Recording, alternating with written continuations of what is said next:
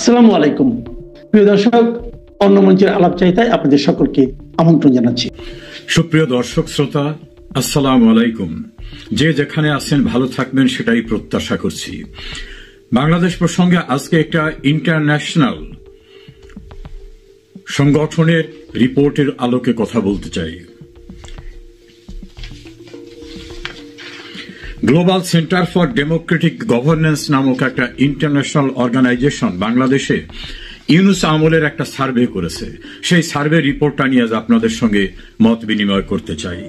অরাজকতার 1 বছর, আমরা যদি বাংলায় অনুবাদ করে বিষয়টাকে এভাবে নিয়ে আসি তাহলে শিরোনাম হয় অরাজকতার 1 বছর, বাংলাদেশের অন্তর্বর্তীকালীন সরকারের সময়কালে মানবাধিকারের ভয়াবহ লঙ্ঘন, অস্থিতিশীলতা, নৈরাজ্য, সন্ত্রাস, মব ইত্যাদি ইত্যাদি। আমরা সংক্ষেপে বিষয়টাকে নিয়ে আলোচনা করব।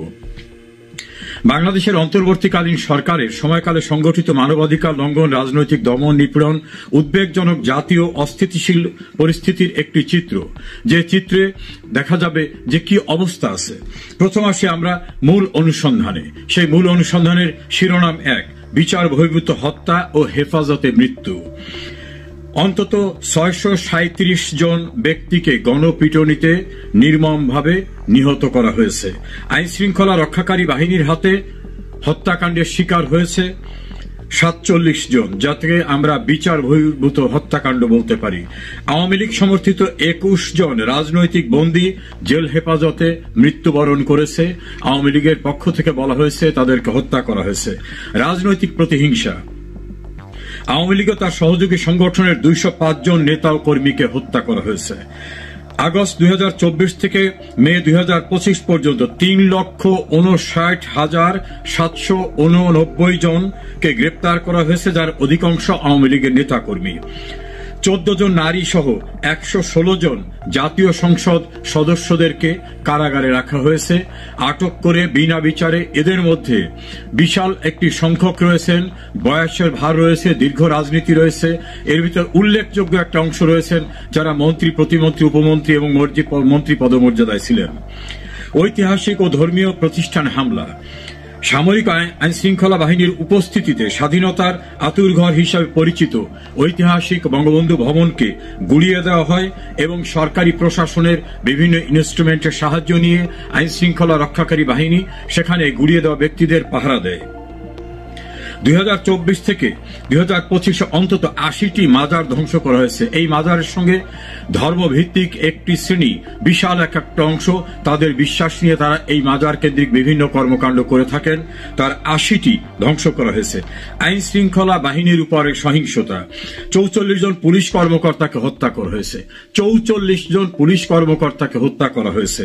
182 জন পুলিশ সদস্য এখনো নিখোঁজ। হয়তো তাদের জন্য কোনো অনাকাঙ্ক্ষিত ভয়ঙ্কর কোন পরিস্থিতি তাদের নিয়তিতে রেখেছিল, এটা হতে পারে। 500-র বেশি থানায় আক্রমণ করা হয়েছে এবং কোন কোন থানায় বাইরের থেকে আটকে রেখে আগুন দিয়ে পুড়িয়ে মারা হয়েছে। এর ভিতরে একজন পুলিশ সদস্য আছেন, মহিলা, গর্ভবতী ছিলেন। গর্ভবতী মহিলা চিৎকার করে আর্তনাদ করে আত্মরক্ষার চেষ্টা করেও তিনি রক্ষা পাননি।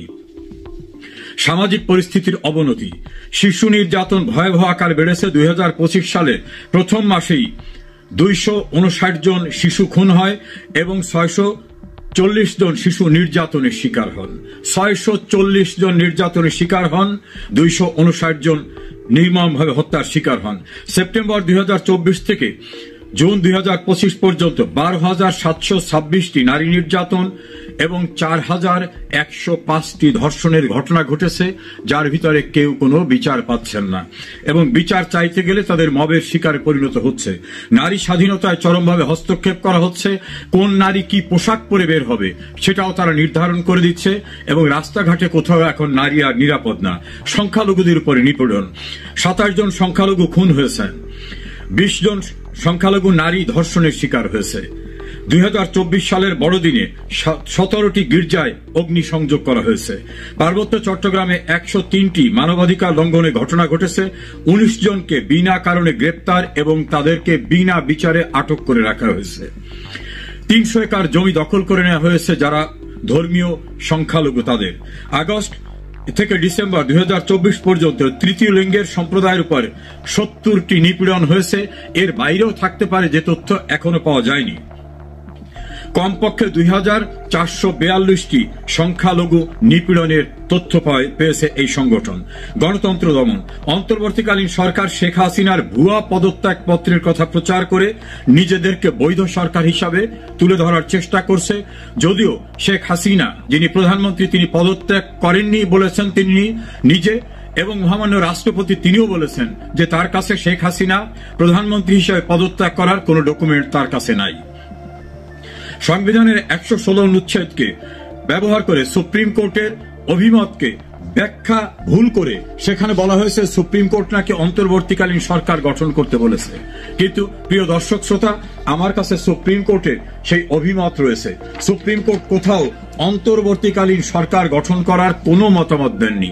সুপ্রিম কোর্ট বলেছেন যে প্রধানমন্ত্রী যদি না থাকে এই সময় জরুরি কাজ সম্পাদনের জন্য, জরুরি নির্বাহী কাজ সম্পাদনের জন্য রাষ্ট্রপতি প্রধান উপদেষ্টা নিয়োগ দিতে পারেন।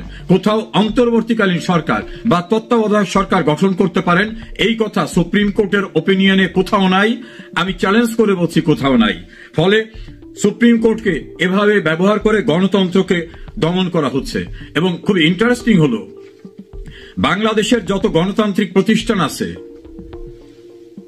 সিটি কর্পোরেশন, পৌরসভা, উপজেলা পরিষদ, জেলা পরিষদ, এমনকি স্কুল কলেজের গভর্নিং পরিষদ, তাতে 1 লাখের ঊর্ধ্বে নির্বাচিত জনপ্রতিনিধিদেরকে কলমের এক খোঁচায় অপসারণ করা হয়েছে। অথচ তারা সবাই গণতান্ত্রিক উপায়ে নির্বাচিত জনপ্রতিনিধি। এবং বাংলাদেশের সংবিধানে বলা হয়েছে স্থানীয় সরকার এবং অন্যান্য প্রতিষ্ঠান নির্বাচিত জনপ্রতিনিধিদের দ্বারা পরিচালিত হবে। তাদের সকলকে সরিয়ে দেওয়া হয়েছে। প্রত্যেকেই নির্বাচিত ছিলেন এবং তাদের বিরুদ্ধে সুনির্দিষ্ট কোনো অভিযোগ নাই। তাদের কাউকে আত্মপক্ষ সমর্থনের কোনো সুযোগ দেওয়া হয়নি। ফলে ইউনিয়ন পরিষদের চেয়ারম্যান, উপজেলা পরিষদ, জেলা পরিষদ, পৌরসভা, সিটি কর্পোরেশন, এমনকি শিক্ষা প্রতিষ্ঠানের এবং পেশাজীবী প্রতিষ্ঠানের যারা নির্বাচিত প্রতিনিধি, জাতীয় প্রেস ক্লাব পর্যন্ত তাদেরকে সরিয়ে দেওয়া হয়েছে। ধর্মীয় উগ্রবাদ ও আইনের অপব্যবহার। সরকারের প্রত্যক্ষ বা পরোক্ষ পৃষ্ঠপোষকতায় ধর্মীয় উগ্রবাদের উত্থান হয়েছে।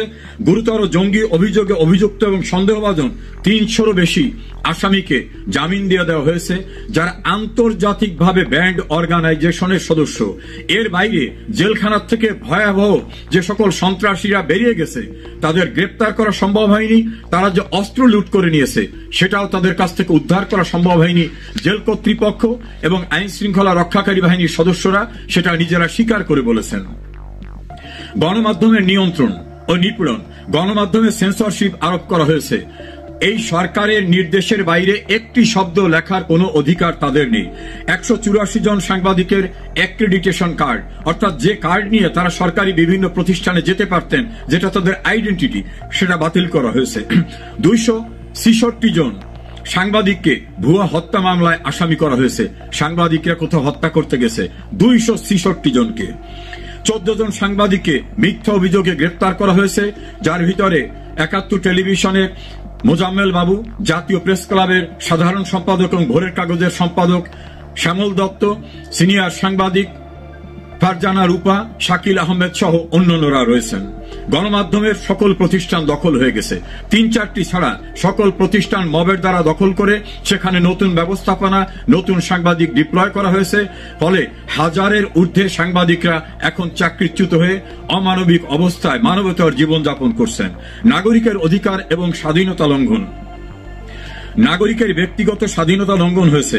15 আগস্ট সামাজিক ও রাজনৈতিক নারী নেতৃবৃন্দ জাতির পিতার প্রতি শ্রদ্ধা জানাতে গেলে সেখানে মুক্তিযোদ্ধা, নারী, এমনকি রিকশাওয়ালাকে নির্মমভাবে মারধর করে, চরমভাবে বেইজ্জত করে তাদের কাউকে একজন রিকশাওয়ালাকে হত্যা চেষ্টা মামলায় কোর্টে চালান দেওয়া হয়েছে। তিনি গেছিলেন ফুল নিয়ে শ্রদ্ধা জানাতে, তিনি নাকি হত্যা করতে গেছেন। হত্যা চেষ্টার মামলায় তাকে গ্রেপ্তার করা হয়েছে।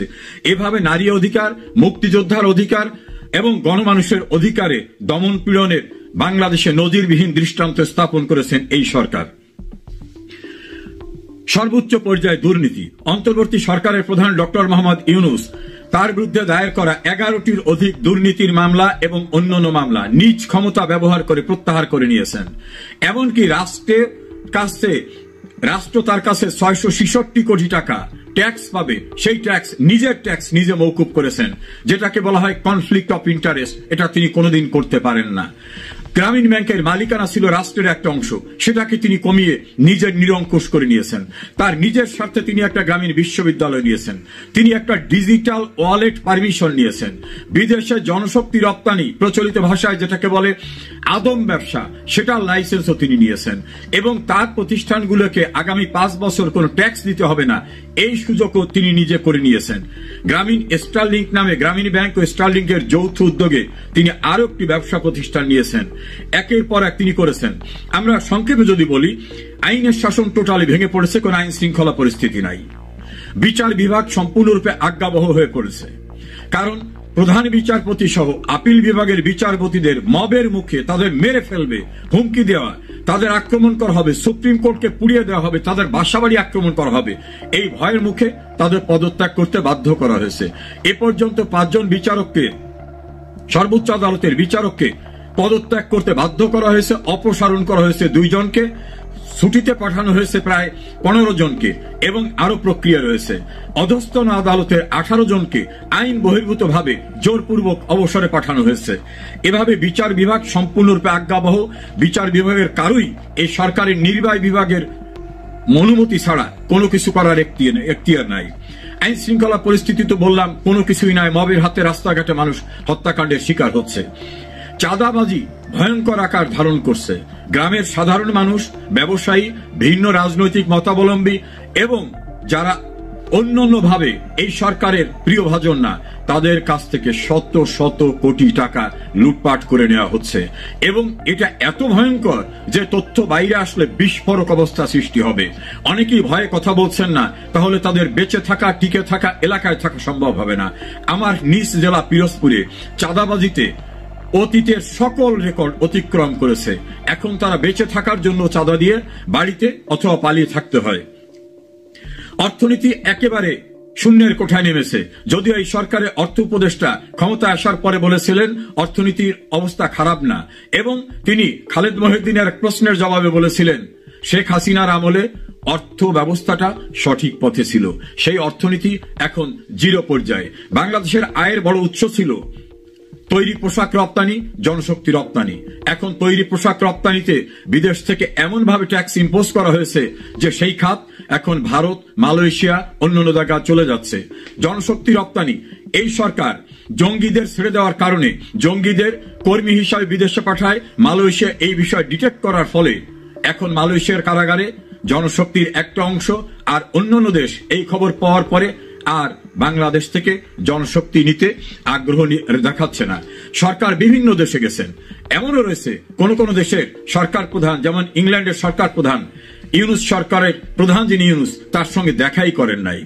তিনি মালয়েশিয়া গিয়েছেন, বলছেন তাদেরকে গ্রাজুয়েট প্লাস দেওয়া হবে মালয়েশিয়ার পক্ষ থেকে, আর মালয়েশিয়া পাবলিকলি বলেছে এটা অসত্য তথ্য, আমরা এইরকম ভাবে কোনো প্লাস তাদেরকে দেওয়ার কোনো সিদ্ধান্ত নেইনি।